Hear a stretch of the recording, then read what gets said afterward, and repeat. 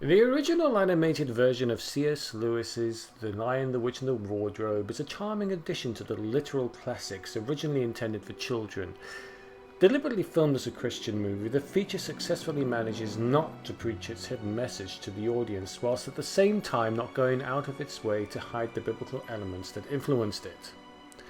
I remember this being such a big thing since the Ralph Bakshi Lord of the Rings movie in 1978 in the Christian film market, and it was an obvious cash-in.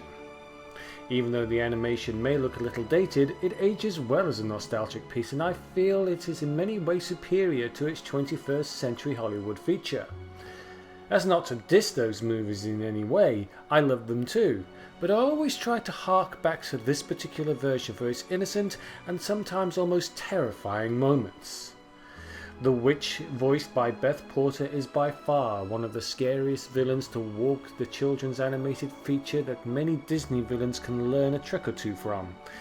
The ever-exchanging expressions and colour of her irises are almost hypnotic as they are chilling to behold. Aslan, played by Stephen Thorne, is an imposing but kindly figure not to be messed with, and as wise as he comes, he is no stranger to jest, play and the odd mockery. That said, despite his soft demeanour, he is still a lion at heart, fierce, powerful and commanding when he needs to be. The children are well played and portrayed as paradigms of innocence, fast finding themselves having to be mature bastions of inspirations to their forebears. And whilst Edmund is an overbearing brat at the beginning as he is meant to be, his redemption is well fought for in the end, and he earns a new element of respect, whereas before you just simply want to throw him down a well. And the soundtrack. If I could just comment on the soundtrack for a moment. Composed by Michael J. Lewis, a wonderful overture that hides the many flaws in the animation.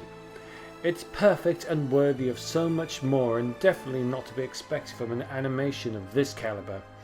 It's hard to find, but if you can, even if you don't watch the movie itself, at least listen from time to time to the finest music many films have to offer. Majestic, magical and inspiring in every way. Definitively Narnia in my opinion. It may not be the special effects Lord of the Rings wannabe of the latest films in the 21st century, but it's a charming look back in the more innocent days of children's animated movies, showing that dark didn't necessarily have to be adult.